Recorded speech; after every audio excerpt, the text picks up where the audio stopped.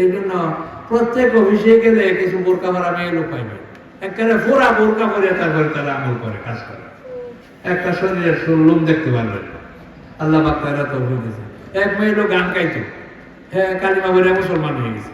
হ্যাঁ একদিন টেলিফোন করে কাঁদতেছে যে আমার হাতের কাপড়টা ভরিয়া গেছে, ভিন্ন পুরুষে দেখছে, এই জন্য আমার কি করণ লাগবে। যে মেয়ে লোকটা গান টান করতো, তখন কালিমা বলে মুসলমান হয়েছে, তখন তার দিল আল্লাহর ভয় হয়েছে। যারা মুসলমান হয় এরা খাঁটি মুসলমান হয়, কথা বলেননি? আমরা না, এরা খাঁটি মুসলমান হয়, একটা কামও ছাড়ে না।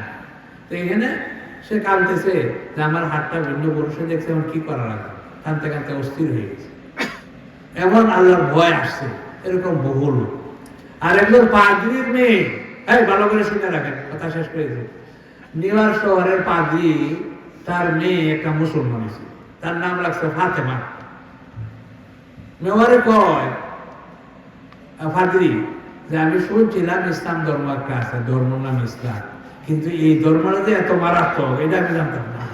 আমার ছেলেটা মুসলমান ঘরের মধ্যে মসজিদ বানিয়েছে, ওযুখানা, নামাজের জায়গা সব বানাইছে, খালি এটা করছে শিক্ষিত। শিক্ষিত মেয়ে, হ্যাঁ একটা ইসলামিক স্কুল করছে, তার ছেলে মেয়ে সব দিকে হাফিজ আলিম বানাইছে। মেয়রের মেয়ে, মেয়রের কথা বুঝলেন না আপনারা? এটি গল্প না, কাহিনী না, আসলে বাস্তবতা।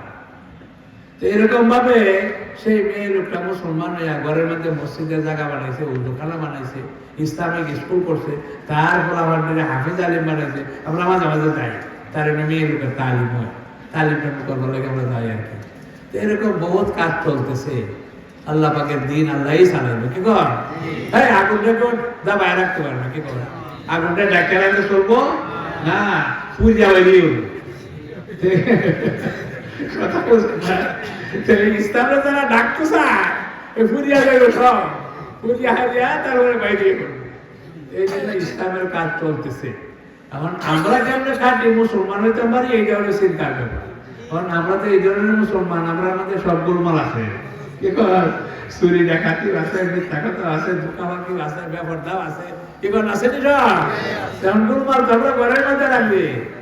কারণ ঘরের গোলমালটা কি করে আমরা দূর করতে পারি? সবাই নিয়ত করবেন, কি কর? যে আমরা যা জানি, জানিয়ে শুনে অন্যায় কাজ আমরা করবো, কি কর? বাড়ি কিনা আমরা নিয়ত করছি, জানি তো 5 ওয়াক্ত নামাজ জানেন না আপনারা সবাই, কি কর? কে না জানে?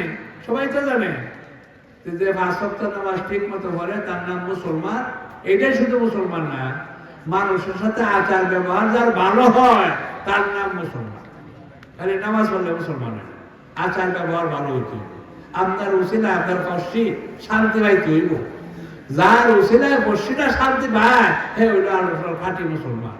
আর কাল হাসরের দিনে মিজানের পাল্লায় সবচেয়ে বেশি ওজনই হইল উত্তম চরিত্র। এই জন্য নবীর চরিত্র সবচেয়ে ভালো, কি বল? আমার নবীর কথা শুনছেন না, যে নবীর চরিত্র সবচেয়ে ভালো। তো মুসলমানের চরিত্র যদি ভালো হয়ে যায়, সবাই যদি ভালো ব্যবহার করে, তো দেশের মধ্যে শান্তি আইব না, কি বল? পুলিশ দাঁড়ানো লাগবো না, মুসলমানের নিজেরাই শান্তি চালু করতে পারবে। তো সবাই নিয়ত করার কথা আমরা শেষ করছি। আল্লাহ পাক যদি আমরা তৌফিক দেয়, আমরা সকলে ইসলামটা মান্য করবো। আমাদেরকে দেখে দেখে ও মুসলমানরা মুসলমান হয়ে যাবে। আর যে দুনিয়াতে মুসলমান আছে, এই জন্য কারণ আমরা কারণে এরা মুসলমান হয় না। আমরা যদি ইসলাম ঠিক মতো মানতাম, তাহলে সবাই মুসলমান হয়ে গেল। এক হিন্দু বেটি জিজ্ঞাসা করে মুসলমান বেটিরে যে তোমরা বড় আগে ঝগড়া হইতো, কয়েকদিন শুনতাম মাঝে মাঝে, এখন ঝগড়া যদি নাই, কয়েকদিন ধরে শুনি না, তার কারণ কি? সে বেটি কইতেছে আমার স্বামীরে আমি তবলিগও ফাটাইছিলাম, হ্যাঁ ওদেরকে বুঝায় শুনাই দিছে, এখন আর ঝগড়া ঝাটি করে না। হিন্দু বেটি কয়ে যে আমার স্বামীরে বানাইতে পারবো নাকি, তার বড় তো শান্তি দরকার। এই হিন্দু বাটা শান্তি দরকার না, গান বাটা শান্তি দরকার না, শান্তি তো সবার দরকার। সেই জন্য আমরা যদি ভালো হয়ে যান, খাঁটি মুসলমান হয়ে যান, আপনার দেখা দিই সবাই মুসলমান হয়ে যায়। ওই বেটি সবাই কাল থেকে আর গোলমাল করবেন না তো? এই কারা কারা আসেন দেখায় হাত গায়ে কাল থেকে আর গোলমাল করবেন। আল্লাহ সবাই কবুল করবে, আল্লাহ আল্লাহ কবুল করে। ফজরের নামাজটা পড়ুন যে ভালো করে। 1 মিনিটে ফজরের নামাজের পরীক্ষা, সারা বছর ফজরের নামাজ ওয়াক্ত মতো কারা পড়ছে, এখন তো লোক পাওয়া খুব কম হয়ে যায়। সারা বছর ঘুমাইয়া ফজরের নামাজ কাজা করছেন, এর লোক সংখ্যা কম না? তারপরে এলে থার্ড ক্লাস, এটা কোনো ডিভিশন নেই। সেকেন্ড ক্লাস হইলো সারা বছর ফজরের নামাজ জমাতের সাথে বসে, তখন তারা সংখ্যা কম। কি কর জমাতে ওরা তো অভ্যাস খুব কম, তাও এটা হয়েছে না সেকেন্ড ক্লাস। ফার্স্ট ক্লাস লাগে, ফার্স্ট ক্লাস হইলো পুরা নামাজটা জমাতের সাথে পড়ছি, পয়লা তাকবীরের সাথে।